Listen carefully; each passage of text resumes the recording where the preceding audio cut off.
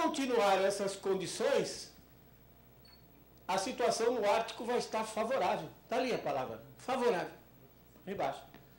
Eu fiquei pensando, por que descongelar o Ártico em 1920 era favorável e hoje é um problema seríssimo para a humanidade?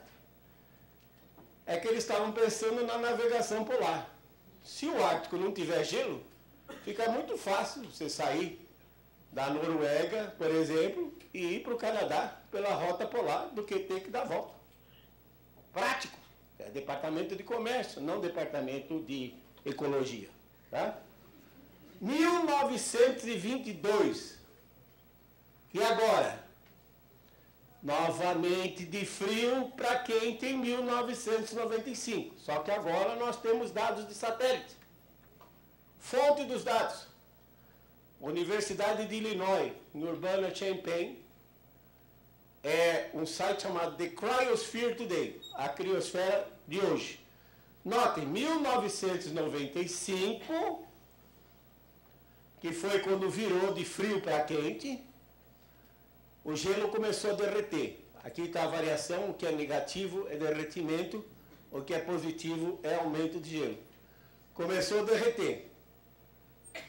Chegou em 2007, com 2,6 milhões de quilômetros quadrados derretidos. Mas já em abril de 2012, quase voltou ao normal, aí deu outro susto em setembro daquele ano, 2,8 milhões de quilômetros quadrados de gelo derretido. E agora, setembro desse ano, 1,2. 2,8 milhões em 2012, esse ano, 1,2. Por que setembro? Porque setembro marca o final do verão no hemisfério norte, e agora a partir daí o gelo vai começar a crescer novamente.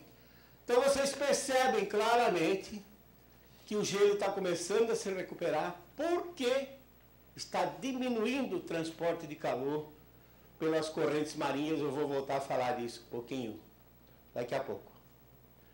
Na Antártica, desde que se tem medidas de satélite, o gelo só tem aumentado. Aliás, nesse ano, antes do sol raiar na Antártica, que a Antártica tem, o Polo Sul tem uma noite de 6 meses, né? Começou no dia 20 de março, vai até o dia 22, nesse caso, de setembro. Pouquinho antes do sol raiar, foi feita a medida de gelo por satélite e bateu um novo recorde. Esperava-se encontrar a linha amarela, que seria a média, e vejam que tem muito gelo excedendo a linha amarela, indicando que o gelo continua acumulando na Antártica. O nível do mar vai subir. Mudem do Rio de Janeiro ou então subam o morro, porque senão vocês vão estar lascados. Na realidade, senhoras e senhores, o nível do mar flutua, não sobe continuadamente. Ele sobe e desce. Os dados de satélite, que medem variação de nível do mar, estão disponíveis desde outubro de 92. Notem como todas, aqui são 6 missões, todas elas concordavam com o nível do mar que estava subindo, a taxa de 2,7 milímetros por ano, mas agora já o Envisat, não sei porque se ele é europeu e não é americano, começa a discordar a partir de 2006, 2007, mostrando que o nível do mar não está subindo mais. Vejo aí, não é só a Rede Globo não, a visão do History Channel, de como vai ficar Nova York, Manhattan, quando o nível do mar subir até o ano 2100. Dá para ver aqueles táxis amarelos que são característicos de Nova York? Dá não, né? É que eles foram convertidos em Yellow Submarines para poder chegar até o edifício. Tá?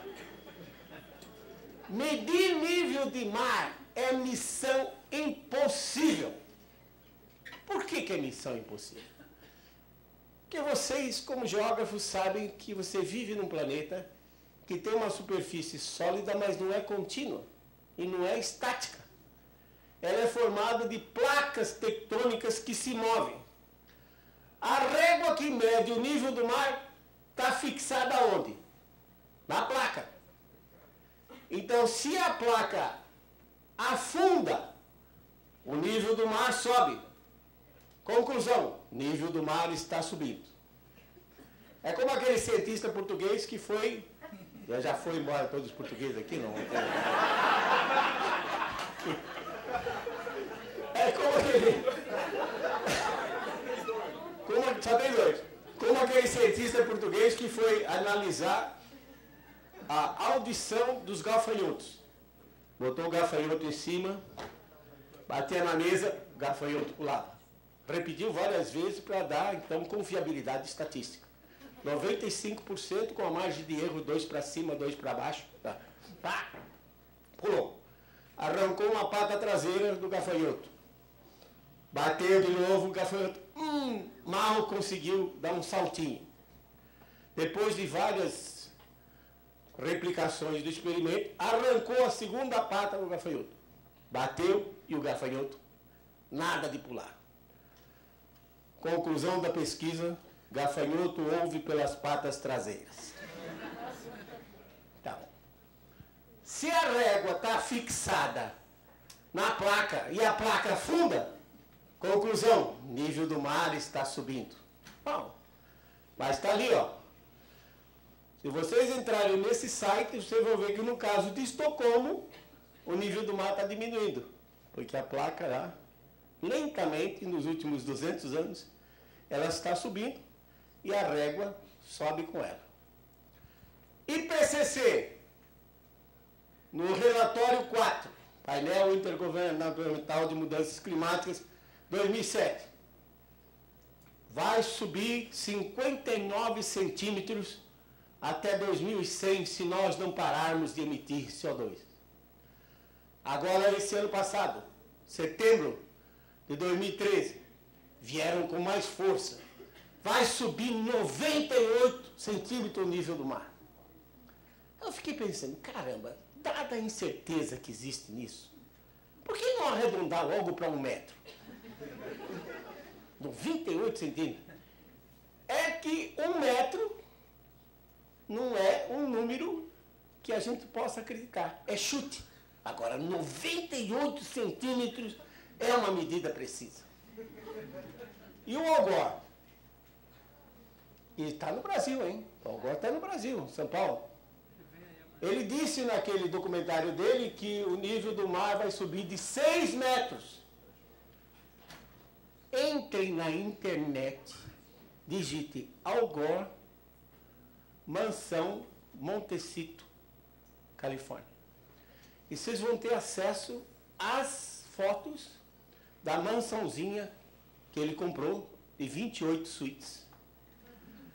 Diz que comprou isso em 2008, quando o mercado americano estava caindo. Dizem que valia pelo menos 25 milhões, ele comprou por menos de 9 milhões. Numa das fotos, você está no deck da piscina, assim, você vê aquele Oceano Pacífico enorme, se estendendo para o infinito no oeste. Aí eu moro na Pajuçara, lá em Maceió. Da minha varanda eu vejo o Oceano Atlântico ali. Eu estava preocupado. O que vai acontecer? Se esse nível do mar resolver subir, eu vou ter que mudar de apartamento.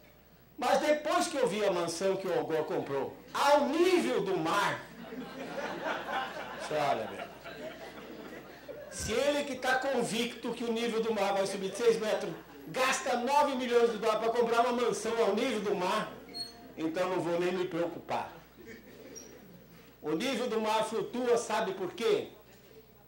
Porque deixaram de ensinar para vocês que a Lua tem mais de um ciclo.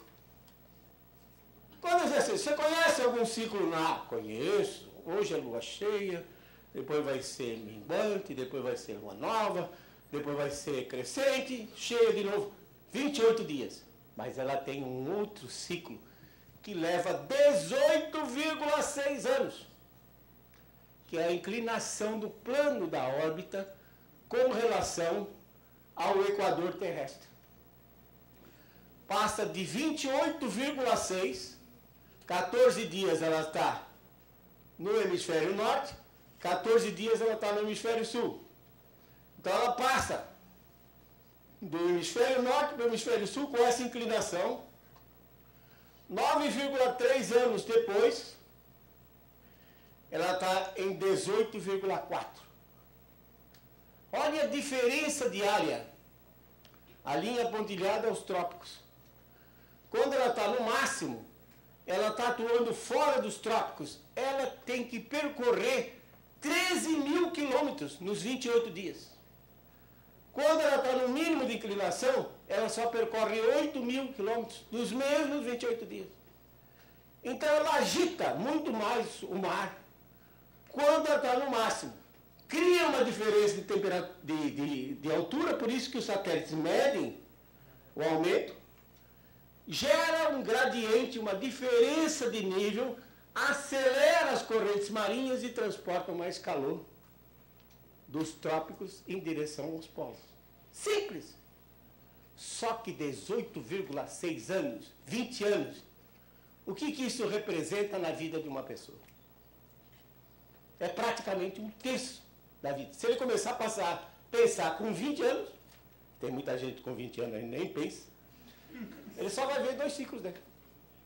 E isso vale inclusive para quem estiver estudando, por exemplo, modificação de linha costeira, para não ficar falando besteira, dizer que é o homem que contribui para isso, porque as marés em 2006, 2007, que foi esse último máximo lunar, no veropeso, lá no Pará, chegou a 3,8 metros de altura, inundou o mercado todinho. Em Maceió, chegou a 2,9 metros. As duas lagoas têm uma saída, tinha uma saída única para o oceano. Essas marés tamparam a saída da lagoa, assorearam a lagoa, jogaram toneladas de areia dentro da lagoa e abriram uma outra. Então, de repente, alguém vai dizer, é aquecimento global. Hã? Simples. Vai chegar no mínimo em 2015, 2025, volta de novo ao máximo. Então, lembre-se disso. Ciclo nodal lunar é um ciclo de quase 20 anos que muda a distribuição das águas, muda a temperatura dos oceanos. Está aí, ó. 1841, o capitão Sir James Clark Ross, que foi explorador da Austrália e da Antártica, mandou um marinheiro gravar na rocha onde estava o nível do mar. A foto é de 2004, olha onde que estava o nível do mar. Aí a maré varia, na Tasmânia, a maré varia de 80 centímetros no ciclo normal. Portanto, não há evidências de que o nível do mar esteja subindo. Ele flutua, mas não sobe. Catástrofes é outro prato cheio para quem fala de aquecimento global. A pior seca que nós já tivemos no Nordeste, 1877. Quanto CO2 o homem colocava na atmosfera nesse período? 1877. Descrita por Euclides da Cunha, em Os Sertões, publicada em 1902. Vale a pena ler esse livro. A situação ficou tão ruim que Dom Pedro saiu daqui de Petrópolis, foi para o Ceará, e naquele seu discurso inflamado, ele proferiu a seguinte frase, registrada: venderei até a última joia da coroa para salvar o povo nordestino. Como o imperador, sabidamente, tinha várias mulheres, nós nunca soubemos quem foi a coroa que ficou sem as joias. 2012, as secas retornaram. Chove muito em São Paulo hoje. Essa semana deu uma chuvinha lá. 250 quilômetros de engarrafamento. Por que vocês não mudam para São Paulo? É ótimo morar em São Paulo. Qualquer chuvinha, para tudo. Vocês acham que chove muito agora? Nós fizemos um estudo de 19 pluviômetros na região metropolitana de São Paulo. E a década que choveu chuvas superiores a 30 milímetros por dia, 1941, 1950, seguida da década de 50 e da década de 60. Se voltar a chover em São Paulo, o que chovia há 70 anos atrás, tempestades. Vai ter um sério problema de se locomover nessa cidade agora que a superfície impermeabilizada é muito maior do que era em 1940. E por aí vai. A pior onda de calor já registrada no leste dos Estados Unidos, 1896.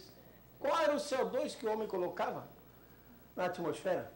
O pior furacão que já entrou nos Estados Unidos, 114 anos atrás, 1900, matou metade da população de Galveston, no Texas.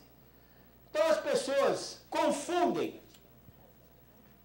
a intensidade do fenômeno com a vulnerabilidade social. Vivendo em cidades, o homem é muito mais vulnerável. Região serrana do Rio de Janeiro, janeiro de 2011. Desapareceram cerca de 1.000 pessoas. Você acha que foi muito? Se você voltar na história, você vai ver que o Rio de Janeiro, em fevereiro de 1966, teve uma enchente brava. E a partir daí eles começaram a colocar suporte nas encostas para segurar as rochas. Mas em janeiro de 1967, Serra das Araras, pode entrar na internet, Serra das Araras, janeiro de 1967. Desapareceram mais de 1.700 pessoas. Mesmo fenômeno. 1967. E logo depois, em março do mesmo ano, em Caraguatatuba, 483 mortes, porque Caraguatatuba fica mais distante, a morrer para a mesma intensidade do fenômeno. Então, se não tomarem providência e as pessoas continuarem nas cidades ocupando área de risco, vocês vão ver que nesses próximos anos vai morrer mais gente. De onde saem essas previsões? Sai de modelo de clima. Você não vê um indivíduo que defenda o aquecimento que não cite modelo. Não tem dados, eles só citam os modelos. Só que os modelos não conseguem reproduzir o clima atual. São modelos falhos que não conseguem ter dentro de si os fenômenos físicos, por exemplo, que fazem fazer chover. O modelo não sabe fazer chover. O modelo não sabe armazenar calor no oceano. O modelo não sabe transportar calor pelos oceanos para fora dos trópicos. Veja aqui, ó, isso é do relatório do IPCC agora, de setembro do ano passado. Olha como os modelos reproduzem a temperatura dos oceanos. E olha como é a realidade. Se o modelo não consegue reproduzir 71% da superfície terrestre, que é constituída por oceanos, ele vai conseguir acertar nos outros 29%? Claro que não. Além disso, modelos é constituído de muitos parâmetros. Parâmetros são essas coisinhas que você precisa ajustar. Você tem que dar números. No Brasil, se a gente tem um projeto aprovado pela FINEP, pelo CNPq, na realidade você paga para trabalhar. Você tem mais dor de cabeça. Lá nos Estados Unidos, não. O cara tem um projeto aprovado, uma parte do dinheiro vai para engordar o salário dele, que é para incentivar o cara a ter projeto aprovado. Só que ele pega um projeto onde ele já sabe qual é a resposta. Quem está financiando diz que o modelo tem que dar aquecimento. Então ele vai sintonizar os parâmetros. Ou seja, ele tortura o modelo até o modelo confessar o aquecimento global. Depois disso, é um ótimo modelo e pode ir para os livros do IPCC, para os relatórios. Mas está mudando. Está mudando. Jornal de Economista, no ano passado, em março, disse, caramba, vocês estão dizendo, CO2 já chegou a 400 ppm, pelo IPCC as temperaturas deviam estar quase 1 grau acima do que está, e hoje está aqui embaixo. E o Serviço Meteorológico Inglês, ao ser entrevistado pelo Jornal Daily Mail, confessou quietly, tá vendo aqui? Botei em vermelho, quietly, quer dizer, de boca bem baixinho assim. O aquecimento global parou há 16 anos atrás. Some mais um ano. 17 anos que o CO2 continua aumentando e não tem aquecimento global. E quem investiu em mercado de comércio de emissões dançou. Chegou a valer 35 euros a tonelada, quando o Parlamento Europeu, no ano passado, votou contra injetar mais dinheiro no sistema, a tonelada baixou para 2,46. Segundo o BS, União dos Bancos Suíços, a Comunidade Europeia, nesse sistema, perdeu 287 bilhões de dólares. Você investe em algo que não dá retorno. Se a Comunidade Europeia perdeu, alguém saiu ganhando. Por exemplo, o Al Gore. Por isso que está todo mundo quebrado. Portugal, Espanha, Itália, Grécia, que seja França, todo mundo quebrado. Porque investe em coisa que não dá retorno, é jogar dinheiro fora. E no Brasil, não podiam ficar atrás, né? O chamado Painel Brasileiro de Mudanças Climáticas, em agosto, com dinheiro público aqui, ó, FAPESP, Fundação de Amparo à Pesquisa do Estado de São Paulo, publicou esse relatório, onde aqui, por exemplo, diria, só vou pegar um exemplo, Cerrados, a partir de 2041, a temperatura vai aumentar de 3 graus e vai reduzir 20% da chuva. A produtividade da soja cairia 40%. Você imagina quando eles publicaram isso? Eu recebi mais de 10 telefonemas de produtores de soja. Qual é a veracidade desse negócio? Fui chamado para uma audiência pública na Câmara. Comissão de Agricultura. Fomos lá em 6. 5 a favor e eu contra. Ah, sim, volto nisso depois. Aí, o deputado presidindo a reunião disse, professor Molhão, o senhor fala primeiro. Disse, não, deputado, deixa eu falar depois deles.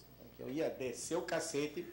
Ai, não, o senhor fala primeiro. Tá bom. Então eu vou resumir a minha participação nesta audiência pública com esse slide. Painel Intergovernamental de Mudanças Climáticas, vulgo IPCC. Painel Brasileiro de Mudanças Climáticas. Não fazem previsões. Eles fazem projeções utilizando modelos que não conseguem reproduzir o clima, usando cenários de concentração de CO2 que são fictícios, porque ninguém sabe qual a concentração de CO2 no ano 2040, no ano 2100. Se acabar o petróleo, vai diminuir, certamente. Então, se usa modelo que é capenga e os cenários são fictícios, os resultados servem para quê? Mas aí eu fui polido. Eu disse assim, olha, os resultados são fictícios, são meros exercícios acadêmicos que não se prestam ao planejamento das ações humanas, ao planejamento do bem-estar social. Mas, na realidade, o que me deu vontade de dizer é o seguinte, senhores deputados, os resultados de modelo são lixo, não serve para nada. E aí no relatório deles, né, eles passam no sumário, eles passam 22 páginas fazendo terrorismo. Aí na última página é a página das incertezas. Isso aqui pode entrar, a COP foi uma das que editou o relatório, o pessoal aí, e isso aqui foi print screen, que estava em PDF, eu não tinha como baixar, print screen, tá aí, ó. Ipsis literis.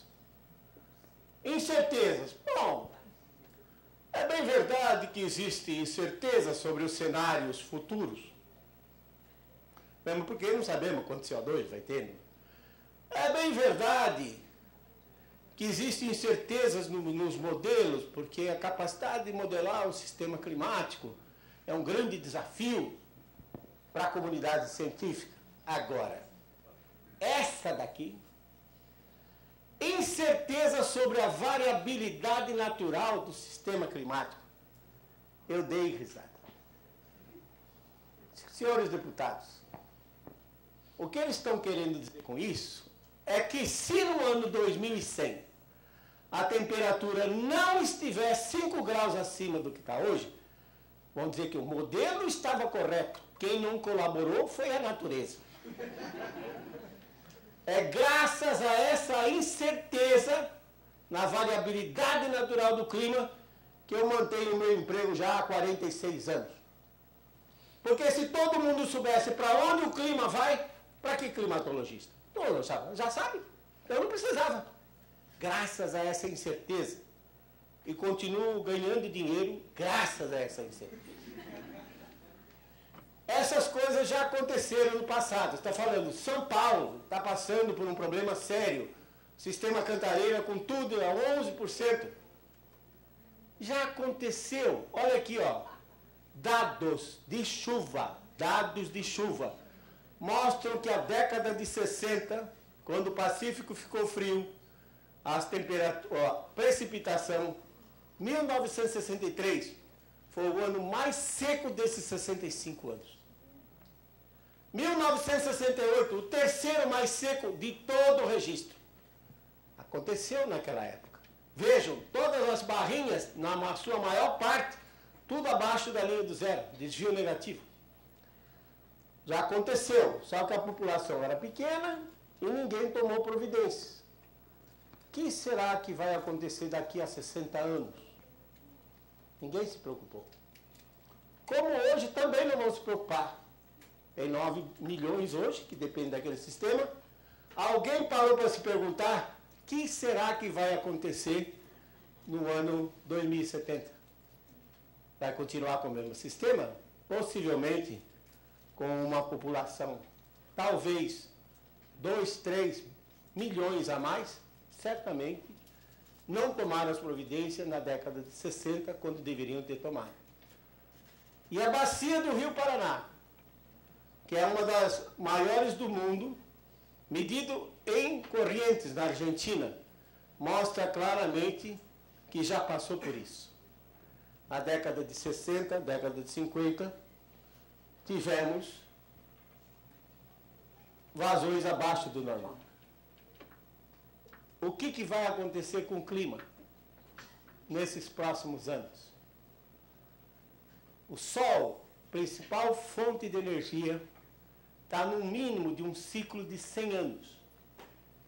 No início do século passado, o Sol estava produzindo menos energia, atingiu o máximo por volta de 1960, e desde 2008, dezembro de 2008, está de novo nesse mínimo, que ocorre a cada 100 anos. E até o ano 2030, o Sol vai produzir menos energia do que está hoje. Olha, 1960, o máximo, e os outros ciclos solares agora, sempre menos energia. Uma coisa que nós não sabemos, vamos ter que ficar de olho. Quando o Sol está no mínimo, o campo magnético dele também enfraquece. E nós não sabemos quais são as consequências desse enfraquecimento do campo magnético para os seres vivos, inclusive para a própria estabilidade do planeta.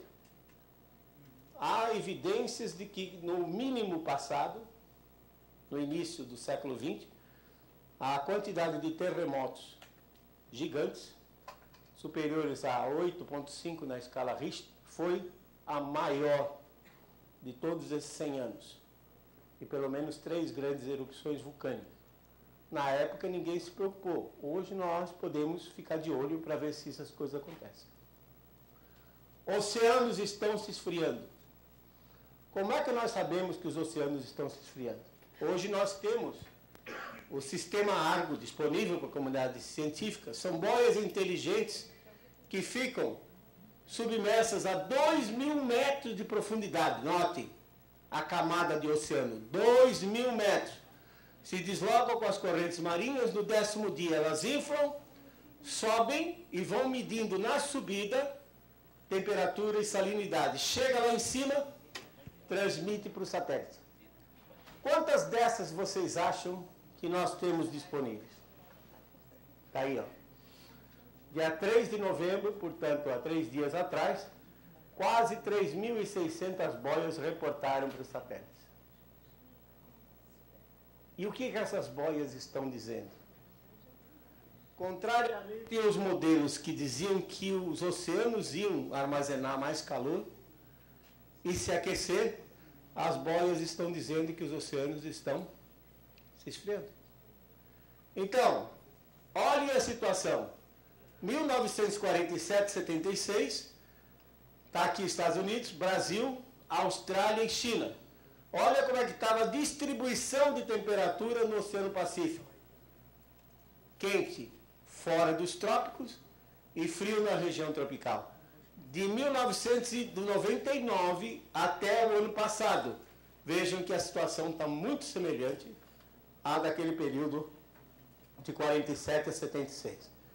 Então o Pacífico também passa por um ciclo de aproximadamente 50 a 60 anos. É uma existência humana em que ele passa 25, 30 anos se aquecendo, 25, 30 anos se esfriando.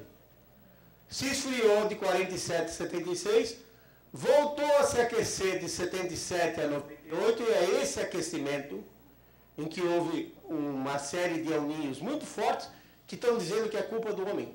Não é, é um aquecimento natural. E agora, vocês viram os dados das boias, mostram que então os oceanos estão esfriando novamente. Note, antes de 76, predominavam os azuis, que são os laninhos, o resfriamento. E os El Niños que ocorreram foram de curta duração e muito pouco intensos quando comparado com os El Niños de 77 a 98, que foi quando deu esse aquecimento. Se vocês se lembram, disse que o El Niño libera muito calor para a atmosfera e os satélites mostram que ele chega a aquecer o globo. Então, se você tem uma série frequente de El Niños fortes, 82, 83, 87, 91 a 95, 97 a 98, a liberação de calor é grande. Aqueceu, ninguém discute que o clima aqueceu. A diferença é que nós dizemos é natural. Variabilidade natural do sistema e não produzido pelo homem. O que vai acontecer com o Brasil? Redução de 10 a 20% nas chuvas do Brasil Central. Mas note aqui o Rio de Janeiro, ó. De janeiro a março, botei a setinha ali mostrando o excesso de chuva no Rio. Então, gente, acho que daqui desse simpósio deveria sair uma carta, voltar às tradições geográficas em que nos simpósios anteriores a gente terminava o congresso e fazia uma carta de recomendações. Nos próximos 15 anos, a chance é muito grande de um evento como 2011 se repetir. Aí, ó, se acontecer a mesma coisa, isso são dados observados, não é saída de modelo, não. Então, dados de chuva de 1948 a 76, quando o Pacífico estava frio. Se voltar a acontecer o mesmo tipo de clima, agora que o Pacífico está esfriando, se eu admitir que o clima vai ser similar àquele período de 46 a 76, Cuidado, Rio de Janeiro, porque vai ter anos como 66, anos como 67, se repetindo novamente, e aí hoje a população é maior e a população ocupa áreas de risco. De abril a setembro, um pouco mais seco para os estados do sul. Aquele máximo sobe, não aparece ali, o máximo sobe e sai de cima do Rio de Janeiro, vai para o norte do Espírito Santo, sul da Bahia, como já aconteceu neste ano. Temperatura, ao contrário, nós vamos ter, em alguns locais do centro-oeste, até temperaturas de 1,5 grau no inverno, junho, julho, agosto,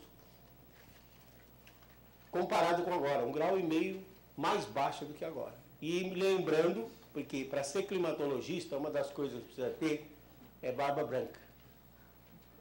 Já vi isso acontecer. Naquele período, das décadas de 60 e 70, início da década de 70, as massas de ar polar eram muito mais intensas. A última grande geada que ocorreu no norte do Paraná, no oeste do Paraná, julho de 1975, acabou com o cultivo do café. Foi a cacetada final que aí levou os agricultores a sair do sul e irem conquistar os cerrados, né? E hoje se tornaram grandes produtores de soja e milho. Lembre-se disso, invernos mais frios vão acontecer. E inverno mais frio, principalmente no sul, é ruim, tanto para as pessoas como para os animais e as plantas. Para concluir, que vocês já estão muito cansados, eu por mim não faço diferença, mas clima varia por causas naturais. O homem não tem condições de mudar o clima global. Ele pode interferir no clima local, no microclima, mas o clima global ele não tem condições. Os fluxos de energia são muito maiores dos naturais. Eventos extremos não podem ser confundidos com o clima. Evento extremo é evento de tempo. E sempre ocorreram independente do clima frio ou quente.